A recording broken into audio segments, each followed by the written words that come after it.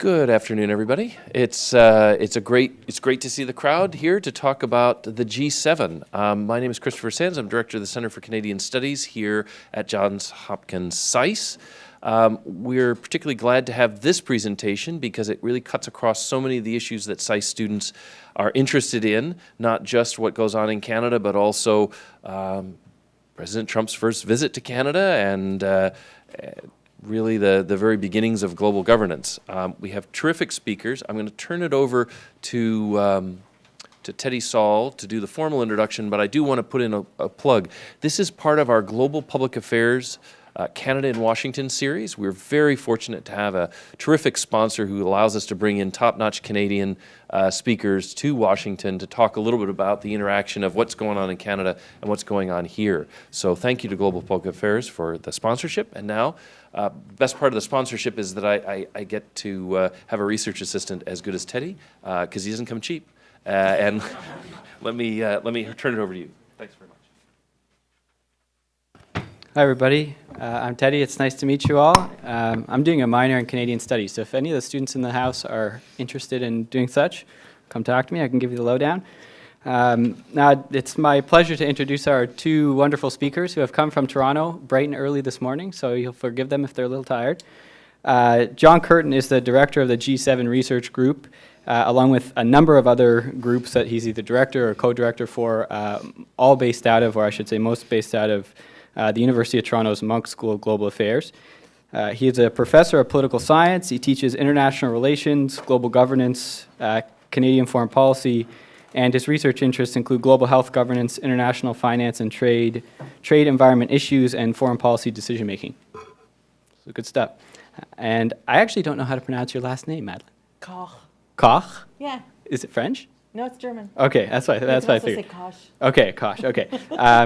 Okay. So, anyways, sorry about that. Madeline Koch is the executive director of just about every group that Professor Curtin looks after as well, including, which is relevant to today, the G7 and G8 research groups.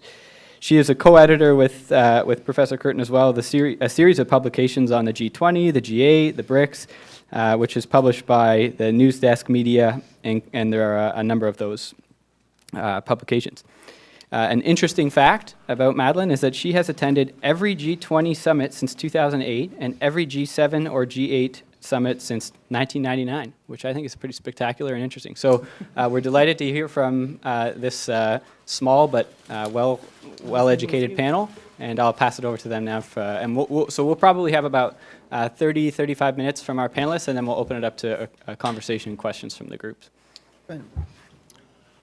Okay, bonjour, bienvenue. It's great to be back, particularly with an audience even more intellectually formidable than the one I last faced in a similar setting when I defended my PhD dissertation at SAIS Johns Hopkins some years ago. That was about a modest little subject. It was the conduct and coordination of Canadian government decision-making towards the United States, a subject with us still, but today we're going global with the G7. Now, I guess the proximate reason for us to be here is that, as Chris mentioned, in 7 short weeks, President Donald Trump is making his first visit as president to Canada. Now, that's not why he's going. He's going because of the G7 summit, which Canada hosts this year. But it's worth recalling, if you take your mind back a year or so ago, that it was the G7 summit last year. That was the anchor event in the president's first international outing on the full world stage, his tour of Europe and the Middle East, the Saudi Arabia start, but it really did end in Taormina, Italy, for the G7 then, which does give us a bit of a down payment on how the president behaves at G7 summits and how G7 summits behave with the president of the United States. How different it will be in Canada this year We'll know within an hour or two after our discussion, and then have it confirmed 7 weeks hence. It is the 44th annual G7 summit. They began in the dark days of 1975. The standard histories give the credit to two Europeans, finance ministers who became leaders, Valéry Giscard d'Estaing of France, Helmut Schmidt of West Germany, as it was then. But the real truth is that the intellectual godfather and the policy entrepreneur who really created it was an American, Henry Kissinger, who has done many good things since then. It was born at a time when the Western democratic world, and I include Japan, was in defeat and retreat, I think far more than people worry about today. The haunting memory of the Great Defeat, April 30th, 1975, when the last American helicopter lifted off the U.S. Embassy in Saigon, America, coming home in defeat in what was then its longest war. So I recall that reference because I think there are similarities about the faith in the democratic model of governance globally having lost its appeal. I guess the short version would be we've been there before and won, and I think we'll do rather well again this time. That is not how Justin Trudeau, the Canadian Prime Minister, thought about the G7 summit he would host. He's perhaps too young for that, 47, 48 years old. But because it's very important for Canada, Canadians start thinking about these things a few years before the great event. And he didn't know what U.S. president he would get, or indeed what other leaders.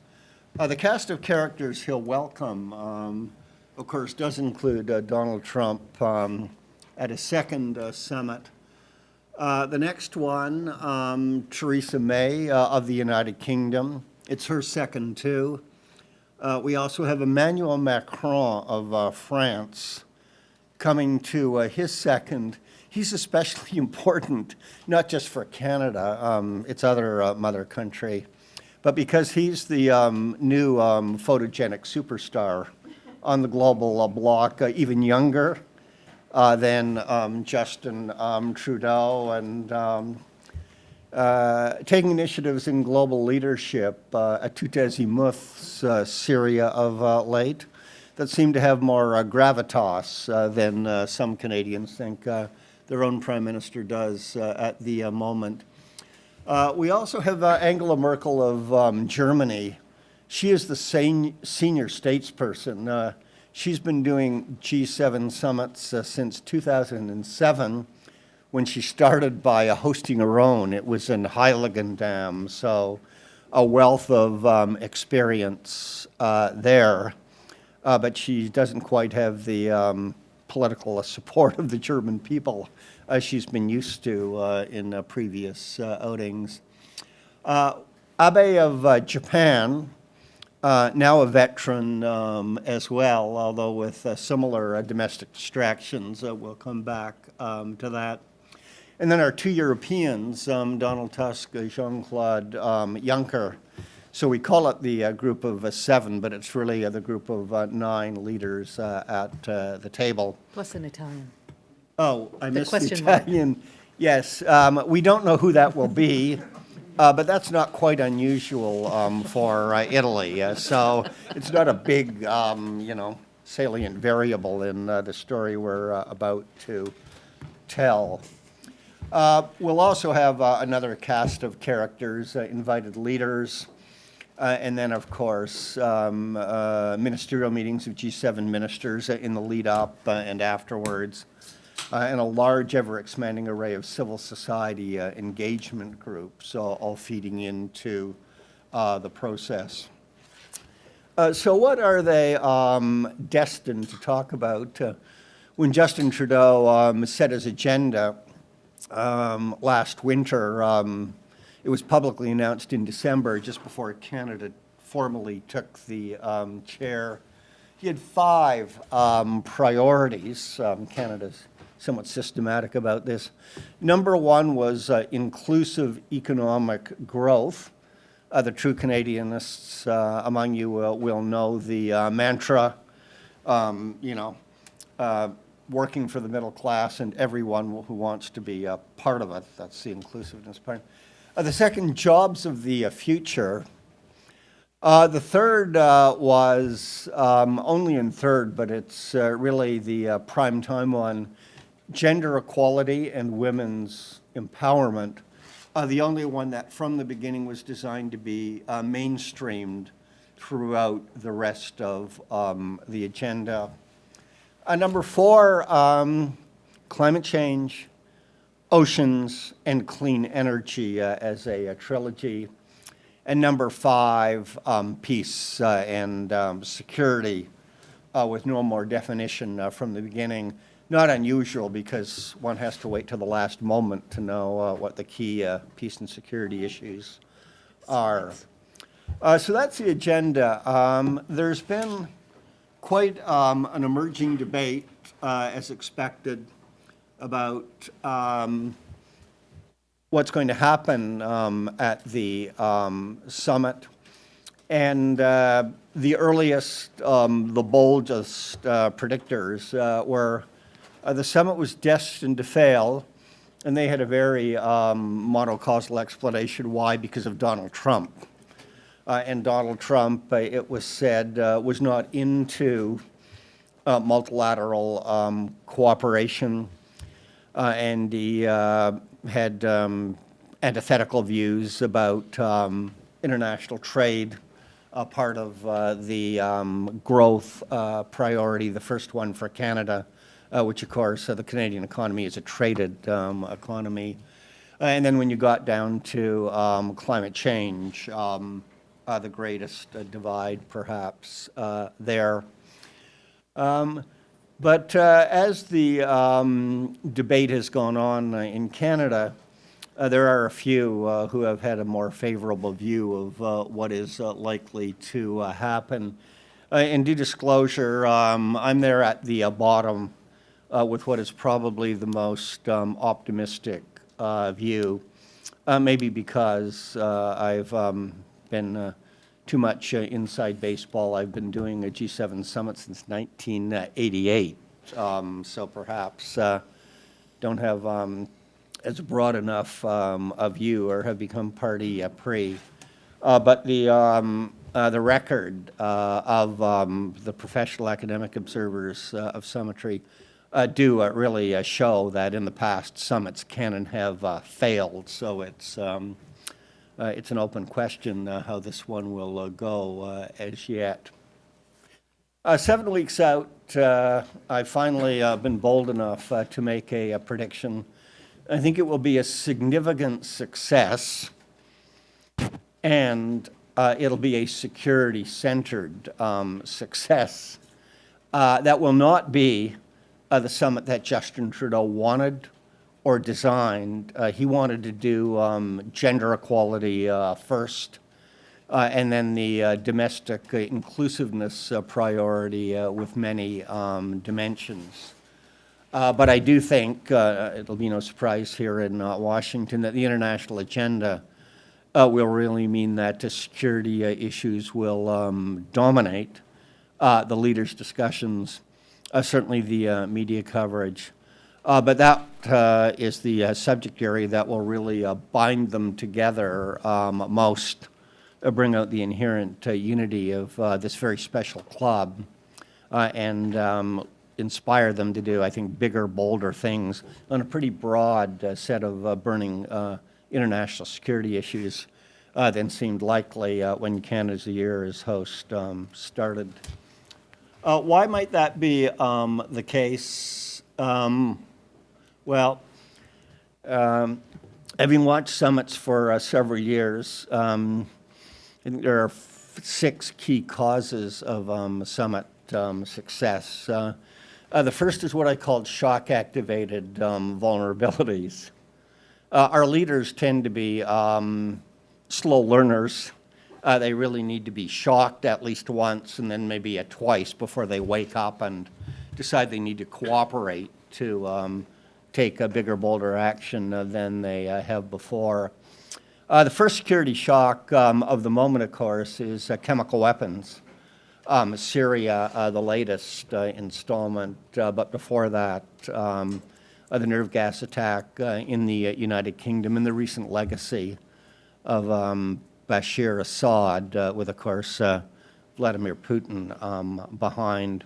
But other security shocks as well. If we go back to the autumn, North Korea, nuclear and missile proliferation coming within range of, I guess Vancouver, as well as the homeland of the United States. And those shocks, I think, are stronger and broader than others. So that's why I think it's going to be a security summit in the main. Multilateral organizational failure is the second one, and much as, Canadians tend to, we love the United Nations. The Germans will say that, the Japanese too. The United Nations Security Council, P5, for example, the veto, hence they are not doing what is arguably needed in Syria and elsewhere, even though they're coming along better than many thought on the North Korean file.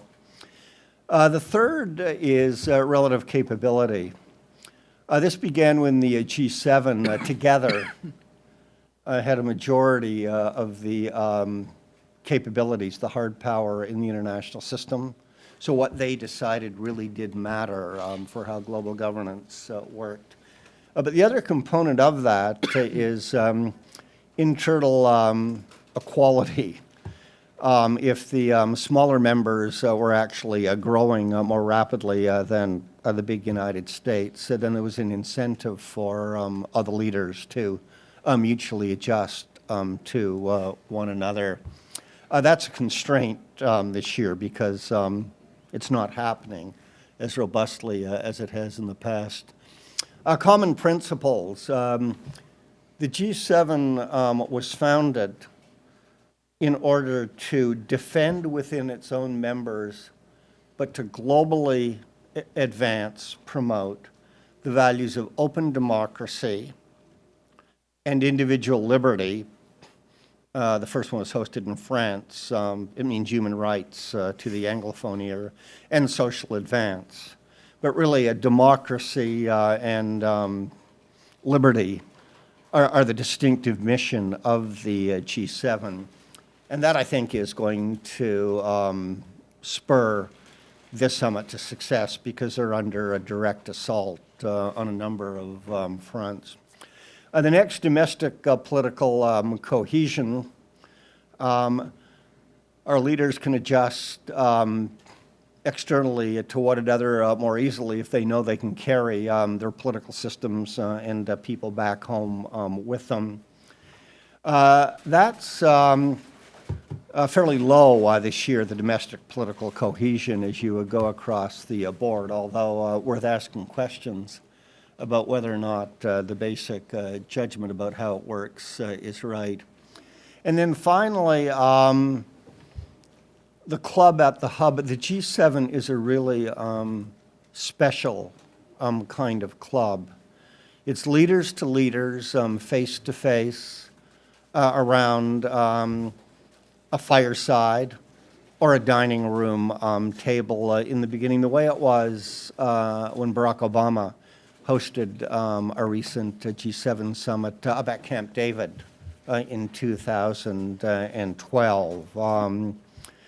And it is a club that, despite the particular personalities, really is one which has an important interpersonal dimension. So the leaders are not only pleased to be there for the prestige, but they do have a common interpersonal as well as political bond. One part of it is that it's the Lonely Hearts Club. No other person in the world can really understand what they're going through than the other most powerful leader of the most powerful democratic countries with advanced economies.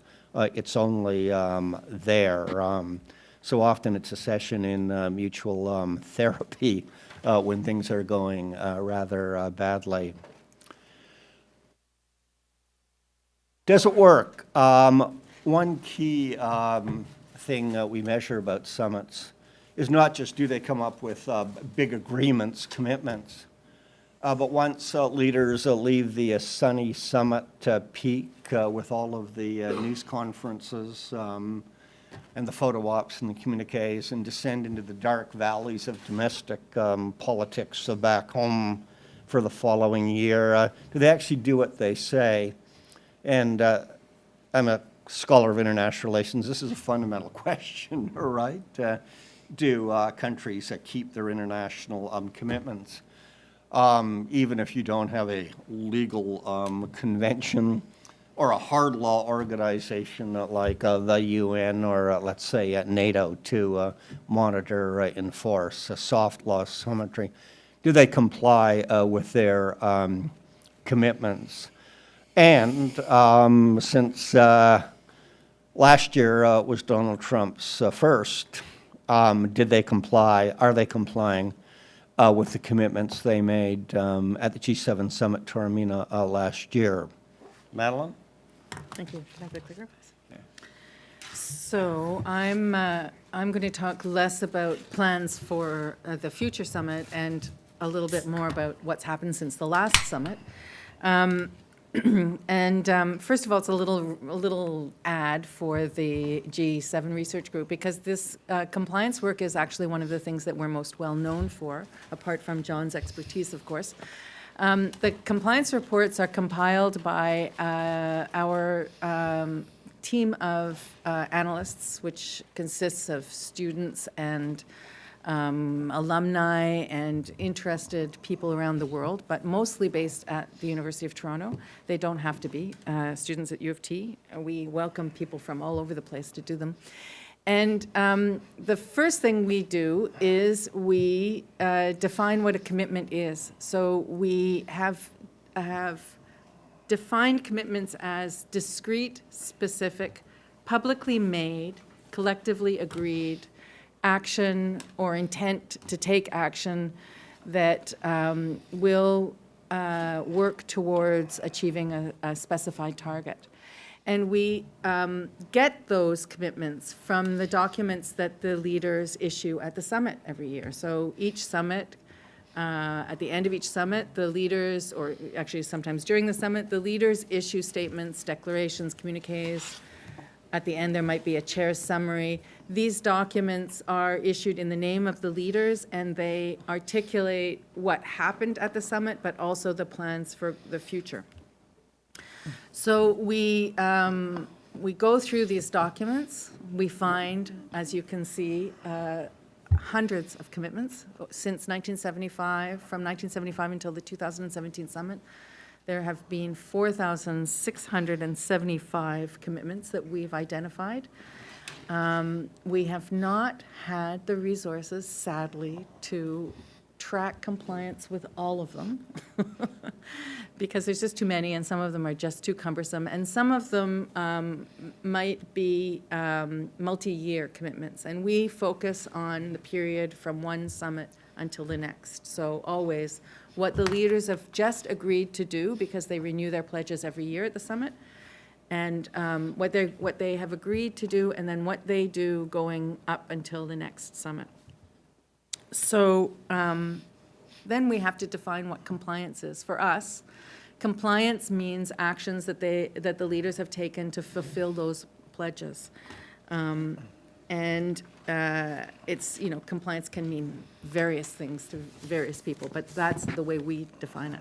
It's not a legally binding form of compliance because, as John said, this is an informal group of leaders. There's no dispute settlement mechanism. There's no court of appeal. There's just the decisions made by the leaders and peer pressure and democratic pressure and other factors that go into compelling the leaders in their countries to fulfill their pledges. So once we've selected what we do is we take a selection of the commitments from the summit. These are the first 8 of the 16 commitments that we chose from the Taormina Summit. We choose them because we choose a selection that reflects the priorities of the host leader, but we also choose commitments that fit into the themes or the issues that are part of the built-in agenda. Because you might only hear about certain issues in the media that the leaders are focusing on, but in fact, in the course of their time together, they are discussing much more than that, and their Sherpas over the course of the year have been negotiating a broad range of topics from, never mind what they're from, they're all over the place.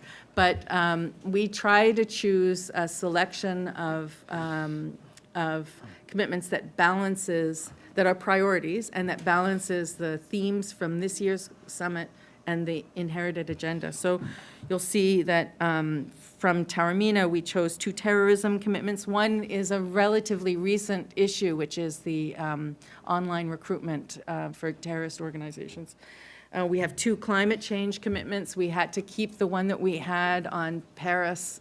We wanted to carry through tracking the climate change performance on the commitments that had been made on the Paris Agreement.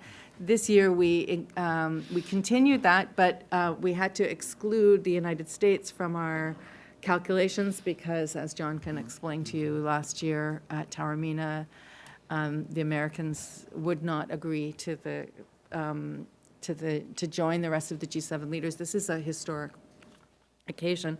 And then also reflecting some of the more recent trends, gender, but also, trade protectionism. This is the second 8. We chose 16 commitments altogether. That's a kind of average number that we do each year. And you'll see, an issue like the last one on regional security, Ukraine, you might think that that's a recent issue. That's actually been on the G7 agenda since Chernobyl in the 1980s. So, like I said, it's a rich inherited agenda. And the next thing we do after we identify the commitments is we define what compliance looks like. So our teams then have to set out for each of those 16 commitments what full compliance means, what partial compliance means, which could be a work in progress or inaction, and what non-compliance means, which is actions taken to contradict the promise. This is what we came up with for the Taormina Summit. These are the interim compliance report scores. So we give them, as I said, we use a scale of 3, full compliance, partial compliance, and non-compliance. So it's a score of +1, 0, or -1. And then we average it out. There's a calculation for turning it into averages, which is a lot easier to digest than the decimal scores that John likes to quote. So let's take this a little bit further, and we can look at this by country. I want to stress that this is our interim compliance report. This covers actions that have been taken by the G7 countries from the day after the Taormina Summit, that is May 28th, 2017, up to the end of January, January 31st of this year. We will release a final compliance report, which covers the full year, so it will go from May 28th until, let's say, June 1st. I'm not sure if we've settled on what day it is. The G7 Summit in Charlevoix starts on June 8th. So we need a little bit of time there to compile the data. We find that the actions taken from publicly expressed statements by the G7 countries, so budget allocations, policy announcements, legislation, those kinds of things. We pour through all of the material that the governments announce, newspaper reports and various other things to track the performance, and we come up with these scores. So the interim compliance report is interesting because it gives us a pretty good indication of what the final compliance score is going to be. You can see 2014, we only have one score that was an unusual year. That was the year it went from being the G8 to being the G7 summit again. So the interim compliance was kind of maybe less relevant. But you can see them from 2015's interim to final and from 2016's interim to final, that there's a little bit of, there's just a little bit of fluctuation in the average, but within countries, it can vary quite a bit. So we're kind of solidly on track with last year's performance at 72%. That was pretty close to what we ended up with last year. But if you look, for example, at the United States, the 2016 interim score was 82%, quite high. And then the final score ended up being 57%, which may be an interesting reflection of the transition between the Obama administration and the Trump administration. But there's also quite a significant, not as significant, discrepancy between the interim and final scores the year before. So you might take some investigating to see what those causes are. Other countries are more consistent from interim to final, such as the United Kingdom, and Canada tends to be pretty consistent. And that has a lot to do with the timing of things like the State of the Union address or the speech from the throne, when those announcements are made of actions or intentions. It has a lot to do sometimes with election cycles, with various other factors, and also with the action enforcing deadline that a summit represents. That is to say that in the second half of the period leading up to the summit, there's a lot of opportunity for catching up. Also, sometimes there's a hosting effect. So the countries, because the G7 hosts in a very predictable order, you always know which country is going to be hosting when. Sometimes the host country, which has, of course, a vested interest in seeing its priorities complied with, will have a higher rate of compliance. But the last two countries that have hosted leading up to Canada's are Japan and Italy, and they tend not to be particularly high scorers anyway. So that hosting effect may not be such a factor for their performance, but I predict it will for Canada's performance. And I'll just finish up with a little look at the breakdown by issue area. So, and I will say that when we produce the report, the first thing we do with it is distribute it to our stakeholders. The stakeholders are governments, civil society, academics, anybody who might be well-versed in the issues on the agenda and can help us fill in gaps, because we quite easily miss material that might contribute to a compliance score, or we might get something wrong. We might think that something actually took place during the prescribed period, but it's outside that period. we tend to get, we do get feedback from the governments, the members, and they tend to chafe at our scores. They don't like our methodology at all. And every year we have to re-explain that we're only looking at this very specific period of time. We're not looking at multi-year commitments. We're not looking at stuff they did before that's ongoing.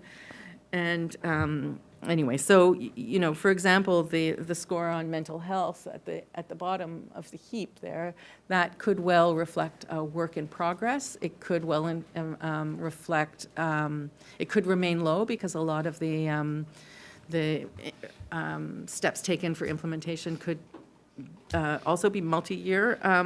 But if I go back to our first steps of setting out the project, we have to identify what the guidelines are for determining what constitutes compliance.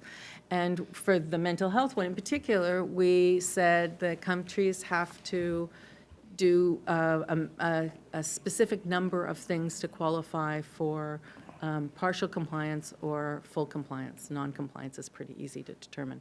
They don't do anything.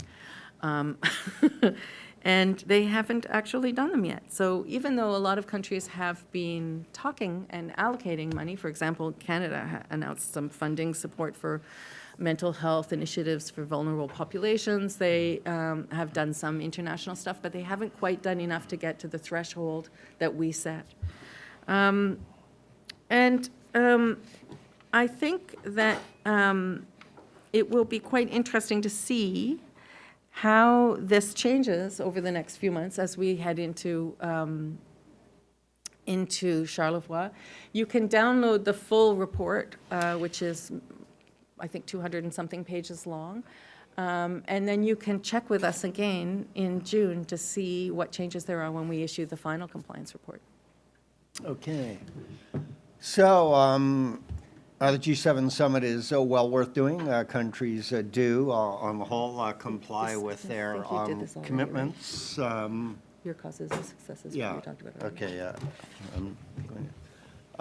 Even during the first outing of Donald Trump. So what's in store for this year? The one big thing that strikes out so far in the preparatory process is that last year, the members of Mr. Trump's administration who engaged in it were the ones who always said "niet." There were red line issues. They had their red pen. And even when they engaged, which was very rarely in the discussions of the meetings of the personal representatives of the leader, it was largely to veto or to say, no, we can't agree. We're awaiting instructions from the White House, which was still shaking down.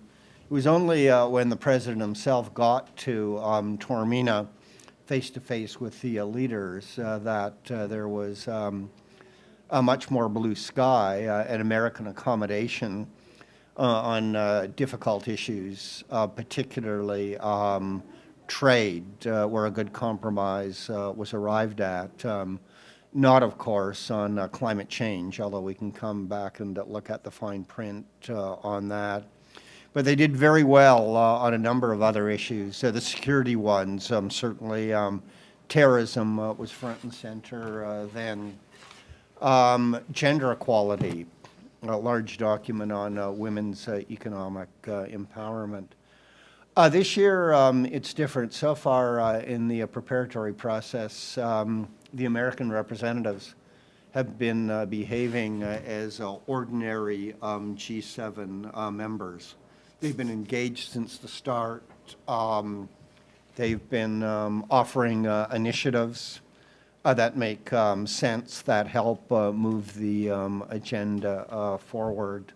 So we can come back and talk about the details of that, but if that's the new start, then when the president arrives with one summit under his belt, I suspect he and the summit will do even better than it did last year.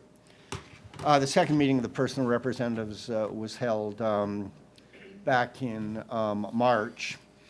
A number of the legacy issues are the ones all G7 summits deal with, the inherited agenda, fairly easy consensus on those. Gender equality, too, although the full version of mainstreaming is something that's so new. There's an open question there. Even on trade, there were differences about whether or not the emphasis should be on the value of bilateral, plurilateral trade rather than the multilateral WTO. But it was more a difference of opinion about how rather than on the value of trade. So much more consensus as a starting point than in the previous year. Climate change, which was the big issue of disagreement last year, one where the inherited positions are, I think, furthest apart, although footnote, President Trump has mused that he might even consider rejoining a suitably renegotiated Paris Accord on climate change. But the way the Canadians are playing this, they put climate change there front and center under those words. In part because they have France at the center of their attention, as well as a knowledge of the compelling threat climate change poses to Canada and the global community. But they've also, in that bucket, put oceans and are emphasizing the clean oceans agenda. And there's much more compatibility between American and Canadian positions on oceans than on some of the hardcore issues on climate change, coal, for example. In clean energy, very much an emphasis on clean technologies, energy efficiency, rather than just going straight to, all renewables. So I think a considerable degree of compatibility will come there. Very quickly, we'll have the foreign ministers meeting in Toronto. And there, I think very much unanimity on the agenda and on the approach. And here from the Canadian side, Canada's Foreign Minister, Chrystia Freeland, has always been centrally concerned about Russia and Ukraine, and about what Russia has recently been doing in the United Kingdom and in Syria with the chemical weapons attack. We've recently seen just the other day a very rare unified statement by G7 leaders supporting the military attack by the United States, United Kingdom, and France on the Syrian chemical weapons facilities. It's very rare that they issued such statements. The last time they did it were two that they did in March, immediately after Vladimir Putin had seized and annexed Ukraine, for which Russia was suspended from the then G8. But even more broadly, it is the most striking, clearest affirmation of support for by the G7 for its members' military action than the G7 has ever expressed before. So I think there's momentum there. Other issues, North Korea, obviously, Venezuela, a particularly shared North American concern. But the way Minister Freeland and I think others might pose it is it's the question of the 1970s. Is it democracy or authoritarianism, which is the wave of the future for governance in the world? The United States priorities, I think much as you'd expect on the security agenda and what you've seen. But the United States is also bringing initiatives of its own. One of the striking things about the Trudeau agenda was the absence of a category for health. And it was on health that the great success of Canada's last summit in 2010 came, the Muskoka Initiative on Maternal, Newborn, and Child Health. It's the Americans that are putting it on the table, suggesting that the G7 deal with it. It's the opioid crisis here in the United States, but of course it's come to Canada too. So the question is it of concern to the other G7 partners? And the functional case, I think, is clearly there, particularly if you broaden it. So paradoxically, it might seem that we could get it. And because of the United States, one of the reasons Trudeau had been shying away from health, I think, in terms of the agenda was for Canadians. It quickly went to sexual and reproductive rights under the gender lens, and that was thought not to be something that the White House could easily accept. The French have as their number one priority for the summit, Mr. Macron, climate change. So if it's just climate change and how that could be a divisive issue. One priority for the Canadians is the implementation of the Paris Agreement. Another, it would sound neuralgic here in the White House, powering past coal, the new coalition that Canada was in the lead on.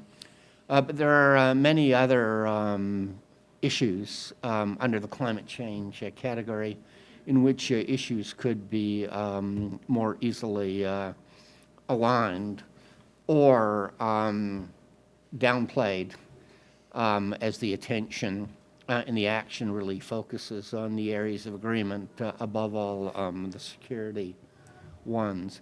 This might be a problem for Pierre Trudeau back home. The public opinion polling shows that when Canadians are asked about the most important issue facing the world and the one that most personally concerns them, yet again, they choose climate change. So very different in the United States. And of course, Mr. Trudeau is facing an election next year, so this is a pre-election summit for him. The United Kingdom, a broader range of priorities, but at the top of their list, terrorism, that was even before the Schiphol attack, climate change to gender, so a considerable amount of compatibility with the two big Europeans there. The Germans too busy organizing their coalition in action to have clearly signaled their hand. Abe, of course, North Korea will be first. So when you put it all together, I think we should turn to the discussion now. I think several reasons to predict, to the extent that any mere political scientist can, predict the behavior collectively of 7, 8, 9 individuals alone in a room. It's a tough challenge for social scientists, but a summit of significant success, security centered on the biggest issues of the day, but also, I think, advances in principle and in practice on gender equality on a broader range than we've seen before, and good work on newer issues, including oceans, if not climate change itself. Too soon to make a prediction there. And I really don't think we'll see big breakthroughs on jobs of the future or inclusive growth. Although the one component of that, particularly for Canada, of course, is the trade file. And I think we'll be in a quite a good position 7 weeks, hence the way things are trending on the NAFTA negotiations. But even on Donald Trump's new openness to what in Canadian speak is the comprehensive and progressive Trans-Pacific Trade Partnership of 11, and one would hope soon 12. So let me leave it at that. Let's put this on the list. Well, thank you very much, just in the outset. We have a microphone because they're recording the event, and it's right behind you. The great Teddy will try to bring it to you. If you have a question, just tell us who you are, if you want to, and what you're doing, and then direct your question to the both of them, I suspect. Anybody want to be first? Is there a brave person?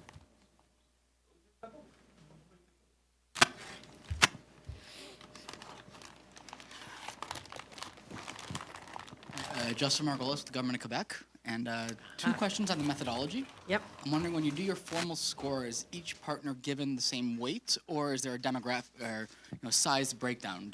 No, they're all given the same weight. And how do you avoid the doublon, double taking some of the EU actions with Japan, Italy? The EU is a special challenge, and I cannot address the intricacies of it. Also, the EU is interesting because it has a typically high compliance rate. But you're the one who has to hash this out with the scientists every year of how we sort out the EU. So, Very quickly, and apologies for the inside baseball on compliance.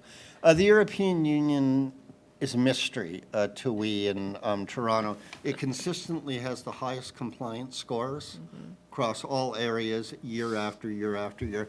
We don't know why. With the help of our European friends, they have offered 6 hypotheses, but none of them are compelling.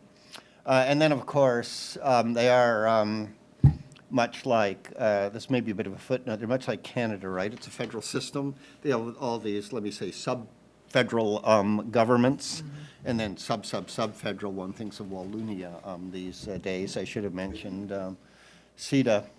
But we do get responses from the most powerful governments in Europe saying, well, you ought not to score us on whether we've complied with our commitment on exchange rate or monetary policy, because we have none. It's the European Union that owns it. Now, if I were a lawyer, I've said, yes, I read, the Charter, but I'm a political scientist, and I know they do have a representative on the ECB board and have some influence, so how we deal with that is an ongoing concern. In this case, I guess we deferred to the legality, but on other issues, we gave them no, well, in this case. The score goes to the Commission, not to the member states. We assess the compliance of the member countries. So, for example, Germany, on whether or not they've complied with their trade commitment, for which evidence about what they're doing on, say, a CETA is relevant, right? We don't give them a cop-out saying the European Union, read the Treaty of Rome, owns trade. We have nothing to do with that. We know empirically that's not true. But of course, the degree of competence is constantly evolving in Europe and not always going up. So it's a floating target. And the second question is, given all of the changes at the White House, there may be a new there could be a new Secretary of State meeting, and what are the chances that in the chair for the United States, it's not Donald Trump, it could be Ivanka or Mike Pence, like the Summit of the Americas last week? well, I'll leave that one to you too, but I have an opinion. Okay, one of the reasons I'm optimistic about Taormina is Charlevoix. Charlevoix. I was more He's up. from Quebec. Yes, I'm sorry. La Malbaie, yes. The one thing we know about Donald Trump is that he's like Justin Trudeau in that he has a very informal style, right? Which is very different than several other of the leaders who will be at the Manoir Richelieu.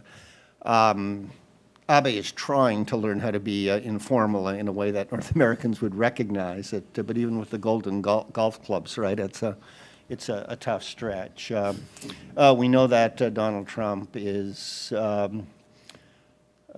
goes with the flow of the emotion and the mood of the moment.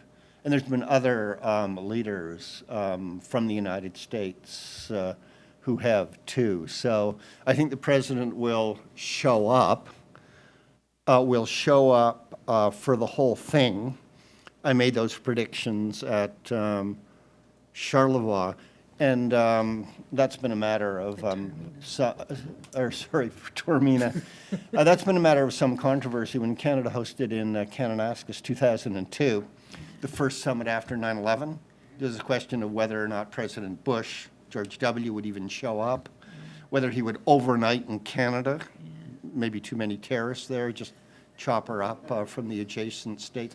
But of course he came for the whole thing and adjusted because Kananaskis was a success, but it wasn't a security-centered success on terrorism, right? It was on a number of other things. So, and as for President Trump giving his chair to other representatives of the American government, I'm quoting Angela Merkel here, that was basically at the Hamburg G20 summit, right? And Very different animal, the and not Tormina.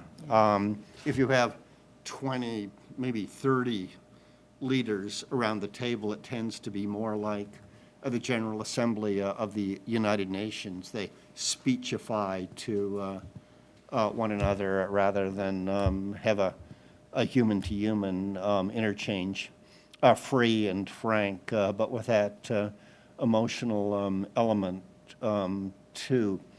The comparables here, and I'll just finish.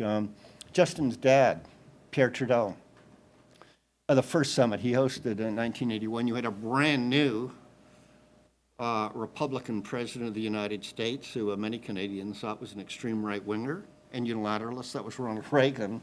On the other hand, you had a president of France who was a socialist, Pierre Mitterrand, with communists in his cabinet, who was nationalizing banks. That degree of the great gulf between two of the countries, most consequential for Canada, right, I think is greater than the one we faced with Donald Trump. And then even George W. Bush, who I mentioned, on climate change, George W. Bush withdrew from the Kyoto Protocol well before he even showed up at his first G7 summit. Donald Trump at least went and listened and wasn't convinced, but he may have been convinced enough not to withdraw while he was at the G7. It was only when he came back to the White House and heard from someone else, I guess, that he did it. So when he says he might rethink, right, then I take him at his word. I just don't think that was one odd tweet. He said everything I was going to say. My name is Mara Warby. Success is about being relative to expectations, but and if I think in my own paradigm, serving on or academic committees, we rarely get half of what we set out, say we're going to do. So even though there's a range, I was impressed by the fact that so much gets done. And I'm wondering if you could tell me if you agree relative to other meetings of leaders, and is it so small?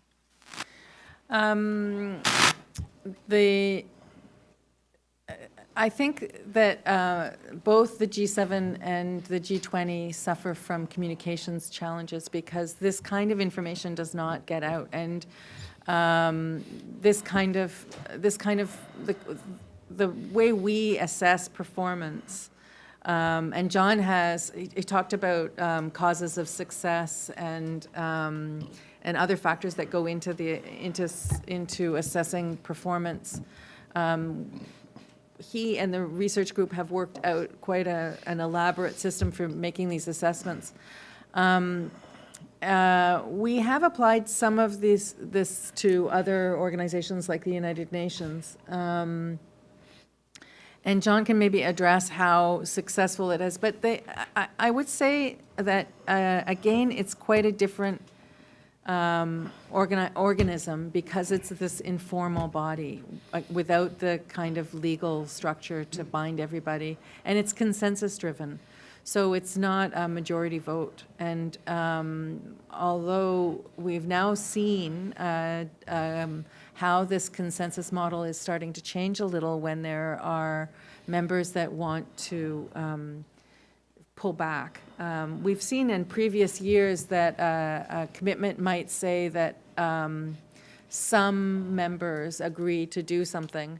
That would not be a commitment we would choose to assess for performance under most circumstances. So part of the success has, part of the scoring, and this kind of leads into the first question a little bit. Part of the scoring reflects the commitments we choose. We choose ones that we can measure. So there is a certain kind of circular element to it. I think you probably have something to add to this. Let me add a few things. I mean, it's an important question. You know, one of the great pieces of advice on a reform in the summit process is the leaders should just focus on a few really important things and not even try and do the others. So, well, that assumes we know what's really important and what will be a year from now. But I guess I'm of the view that the leaders are the only people in our governments at home. We pay to worry about all the problems all at once. So when they go abroad, they could and should do that too, especially to make the interconnections, the intersections, is that right? Not just do more of that and not that, but how do you get synergies? That's really the home run. So let me take one that's going to be really tough. How would you, under the economic growth, right? Fiscal policy for gender, we know that it's gender budgeting, right? That's analytically fairly easy. But what about monetary policy? As we move into monetary policy normalization, how would you do monetary policy and normalization in order to enhance gender equality, right? Our central banker doesn't know the answer to that question. So there's stretches out there. The other part of the question is it's always accompanied by, go back to what the institution was really designed to do. And many people think that the G7 was really to do monetary and economics after the shock of October 15th, 1971. It wasn't. Henry Kissinger wanted to keep the communists from grabbing Spain in '75 at a time when Eurocommunism was sweeping the southern flank, and wanted to keep the communists from grabbing control of Italy in '76 when America frosted at Puerto Rico. And of course, memories of the Czech coup were rather more imminent than they are to many students outside SAIS these days. So getting the synergies, doing the really fundamentals back to democracy, one of the drivers, I think, of this one. Also raising public goods, mobilizing a lot of money is often an important cause of summit success. The Canadians started by saying, well, none of our partners seem to be in the mood to use this G7 summit as a great global fundraiser, even though it worked in 2010, paradoxically, and in 2002. But I do suspect there may be a new pot of money being made available to finance good steps forward from Charlevoix if the bank fund meetings this weekend in Washington work. There's $13 billion in new money in the World Bank, right? And of course, the G7 controls the board, so that money might come on stream and make Charlevoix more of a success than it would otherwise be. My name is Kenichi Kobayashi, Embassy of Japan. My foreign minister is very much looking forward to coming to Toronto this weekend. My question is about G20 rather than G7. And Japan is planning to host the G20 next year. So I'd like to get your personal advice for Japanese government. How can we get the good marks for G20 next year? One of the areas of study that I referred to was analyzing the language that's used in the communiques to articulate commitments that are likely to be complied with.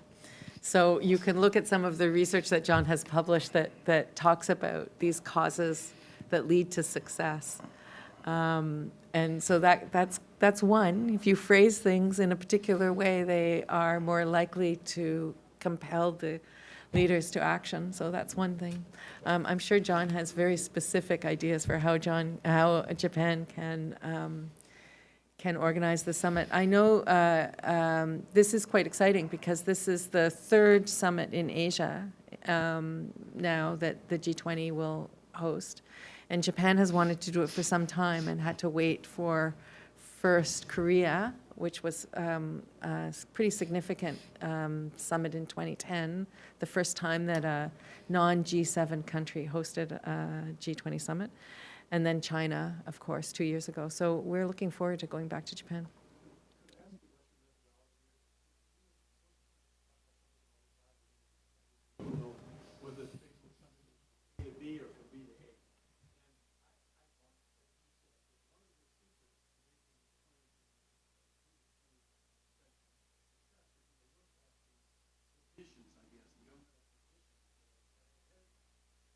How much agreement there is across it. Well, I can believe that's the way to do it, but that would not say very much about how much effect the summit had on agreement. Yeah. Because it already existed before they started. So how do you? No, how our do you advice square goes this? to the advice we don't, no one sees this stuff before the process, by the way, is that the Sherpas meet regularly. The Sherpas are the leaders, representatives. This is true for the G7 as well as the G20. They meet several times throughout the year.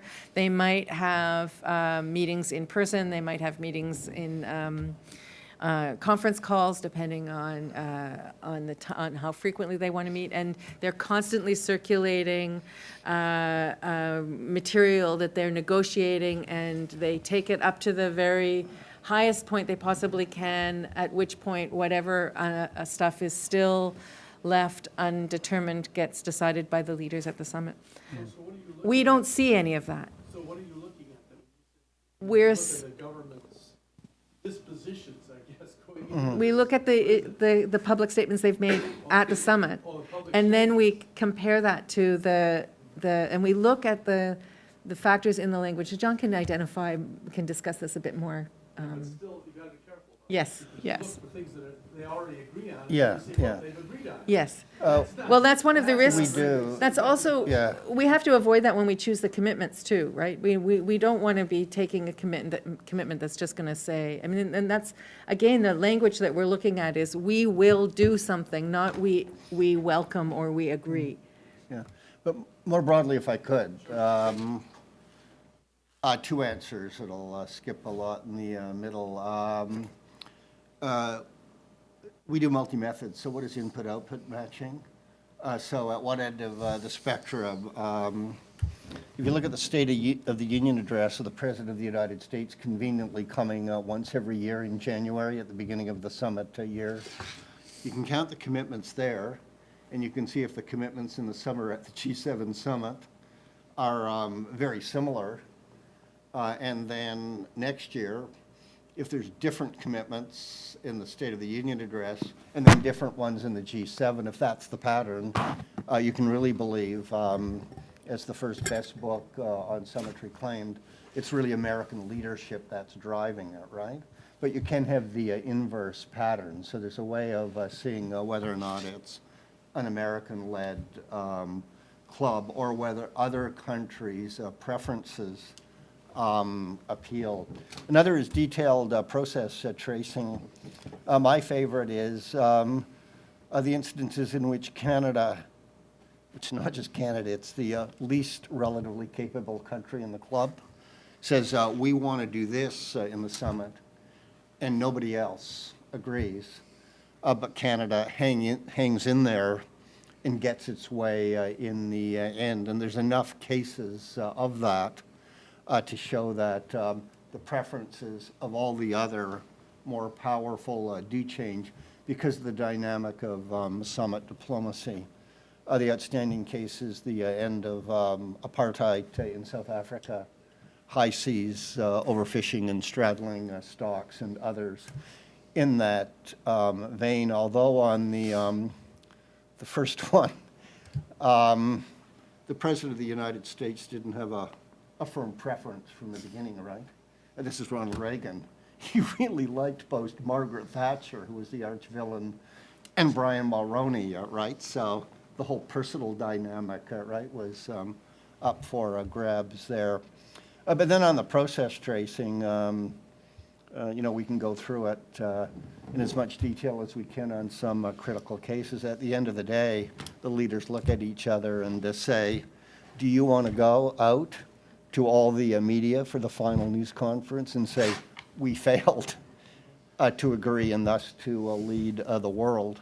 Or do you want to exercise a veto when another leader is about to have a success but for you, even if you personally dislike that leader? And the greatest bilateral dislikes were Helmut Schmidt and Jimmy Carter. And on the whole, the answer is they get over that, right? So that's part of the common bond and the dynamic. Going back to his Yes. question, which I think is a central one. Let's say Japan is hosting. What's your advice? What do you do here to ensure that there's a great probability of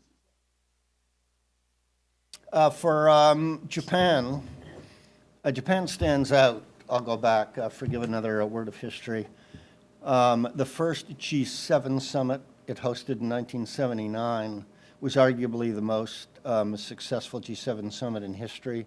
It was there that the world invented the global governance of climate change with the most ambitious and effective control regime we've seen since.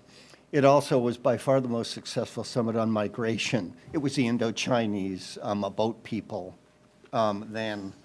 So Japan has a particular skill at consensus decision-making, which is multi-layered. So they're willing to listen to others and, in a sense, go with the flow. And the flow is it's not a bilateral U.S.-Japan relationship, although Jimmy Carter was in the lead on the boat people. But it was Helmut Schmidt of Germany on climate change. So I think that Japanese dynamic is still there for the G20. It's especially important, and I'll try and come to hone in on your question. At the end of the first G20 summit here in Washington, D.C., on November 14th to 15th, the question arose who would host the next one. The Japanese said, we will.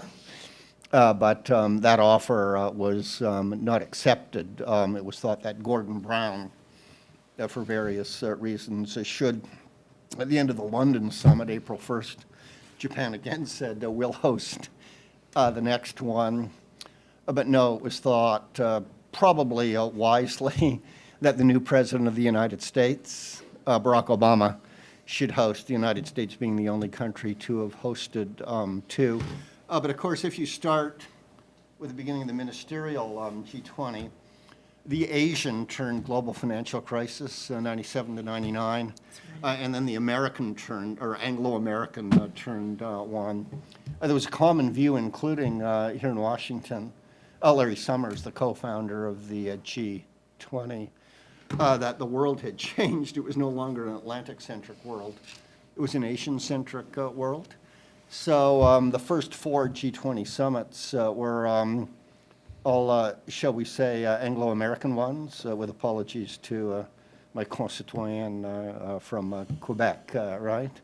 America, Britain, America, Canada. And then we got to the Seoul summit, right? But it's been a long time for Japan to have been chosen, right? So I still think there is that geographic or other kind of bias in the global governance arrangements. And how many of the secretariats of the big UN organizations are headquartered in Japan? Canada's got 2, but I think we're ahead of Japan in that respect, with apologies to the United Nations University, right? So I would, from that, say Japan should go for gold and include on its agenda not just the rules-based international order, but the institutionalized and organized expression thereof. One way of thinking about that are there demands in the 21st century for which the UN system has no dedicated multilateral organization. It certainly doesn't for gender, okay? Canada's very big on that. So has been the G20 of recent date. Yes, you have UN Women, but maybe it deserves an organization of its own. And one could go down the list, a broad range of functions.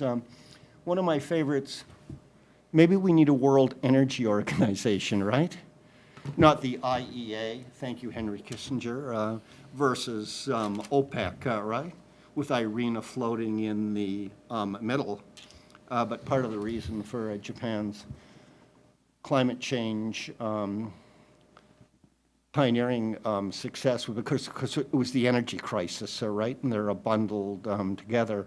So I would put that on the agenda as well. But I guess the other piece of advice is, I think, as Madeline alluded to, it is an Asian summit. So taking a playbook, or a leaf from the playbook that the Argentinians are saying they're doing this year, they're marketing this as a Latin American summit, and have from the beginning consulted with the Mexicans who had hosted before. And not everybody is sure they're really Latin America. Some people think they're a North American. I think they're a both, but Brazil is well. So maybe starting now with the design, and Japan has admirably announced its ministerials, 8, which is a good thing to do. Maybe sit down now, if you haven't already, from the beginning, maybe at the Sherpa level, with the equivalents in China, which has hosted, Korea, which has hosted, right? And have a combined Asian approach on a number of key issues, including the ones I've suggested, always recognizing that there will be a few where it's a bridge too far. One thinks of the Northern Territories, for example, or what some call the East China Sea. I think this will have to be our last question here so we can get everybody out. Thank you, Richard Jordan, Dean of NGO Representatives at the United Nations over 39 years. I'd like to build upon the question of the distinguished representative from Japan. Argentina, the process, has a number of ancillary groups that prepare recommendations for the G20 to consider. So there's a C20, Civil Society 20, Y20, Youth, W20, Women, P20, B20, Business. Does the G7 process have that same type of setup? Thank you very much. Yes, indeed it does, but here it is actually slipstreaming the G20 one. So if you go to the meta question, do you pick one or the other? Pick both, because they do tend to work together, and there's a process of mutual learning. The most recent one is just to pick one, it was the G20 firmament that some time ago invented the Think 20. And I'm party pre, because I'm thought to be a think tanker, even though I'm an academician. It's really only last year, tentatively, but this year that the G7 has acquired a Think 7. It was the G20 that pioneered the Women's 20, for example, right? Before the G7 got in the game. So if gender equality is important to you, and it is to the UN Charter, all right, as well as to Justin Trudeau. I think this is a desirable thing. The question I ask is, and there's a lot of informal ones who are saying, it's our initial in the alphabet and then add 20. So the Young Entrepreneurs Summit, I've been working with them. And then you have an innovation 20, a science 20, which has become a formal engagement group, and integrity The girls 20, 20, the girls 20, but who's left out? boys. The Canadian in me would say Indigenous peoples. And if you look at APEC, right, you have, or even the Commonwealth, you have, I think, a richer array. These are plurilateral summit institutions too. Than the Gs have yet become. And then, again, the Canadian in me, the environment. They're merely a part of Civil 20, and it's, one good cause amongst many, none left out, which is why the 2005 Glen Eagle Summit, this is the G7, hit a home run on debt, aid, trades, aid, but not really on climate change. But if you go to Brisbane G20 2014, it's why it was easier for Tony Abbott to crowd out climate change despite President Obama's heroic intervention at the last moment. No doubt there are others, but one final comment. You mentioned the UN. What of the reform of the G20 process, and maybe I can link them there. In the old days, in the beginning, we had 2 G20 summits a year. Then our leaders went down to a half-time work. They semi-retired. With the expanding G20 agenda, and they did look at North Korean nuclear proliferation in the last one in Hamburg, as well as terrorism, for example, right? Why don't they go back to full-time work, have 2 summits a year? This bears on your question, Tamara. Oh, well, it's very busy. How do you organize the schedules? Well, most of them show up in September for the opening of the United Nations General Assembly. They have invited the Secretary General to every G20 summit. So why don't they have a second summit then and there each year? And since the SDGs are now a core part of the agenda, I think those are above all the UN SDGs. So that's my one additional recommendation for the government of Japan to thoughtfully consider. I can say more to you in private about. Oh, is it? Well, I would like to add one little Yeah. factoid postscript to John's comments about the firmament of the engagement groups, they're called. And that's that they were actually invented in the G8 context by the Russians, of all people, in 2006, when Russia was hosting the one and only G8 summit it ever hosted. Vladimir Putin wanted to prove that Russia has a strong civil society. and organized a very elaborate program, well-funded program that was from the top down, and that was where the Civil 8 began. And the rest all fell out from there. The G8 kind of pulled back, G7 pulled back from doing them over the years. But the G20 took them on in full force, beginning really with the B20, because it was a way for the governments to effect some of the changes that needed to happen in response to the global financial crisis through business. I can't help myself. We have had one in the past, an American initiative for parliamentarians. Yeah. An initiative of the Speaker of the House of Representatives, a Republican from Chicago. It's died out, so I think No, it still happens. there's another opportunity to build a bigger, better one in a G20 context, including sub-federal governments. If you look at the Canadian agenda, the environment, climate change, much of the jurisdiction of that is a provincial responsibility, for example, and of course Canada on the trade file, we're very conscious of the value of governors and state legislatures and such like on NAFTA and matters of international trade. So a chance to educate them earlier, right, through the G process, I think would be useful. So very high expectations for Japan. Well, John, Madeline, we had high expectations for this. You've succeeded and exceeded them.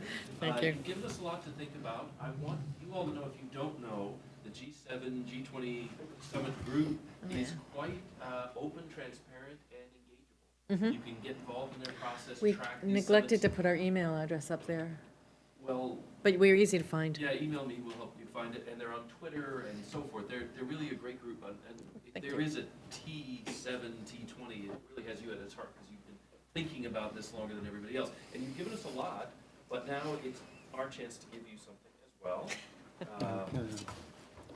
Beyond lunch. Teddy, part of the T20, Teddy will bring this to you. Okay. Thank you. Just a thank you for speaking here. Yes, solid gold. Thank you. Thank you all Good. for being here. Go over the goal. Thank you. Thanks for coming. And just remember, thank you very much. Merci beaucoup. Arigato gozaimasu. The G20 is back in the USA 2 years from now. G7. So, The G7. G7. The President of the United States will need your help to do the right thing. And you can tell me about the electoral cycle, all right? And Mar-a-Lago, I would think. I think he'll come to Charlevoix to play golf. sandwich here. You have a sandwich? You know, professors. It's over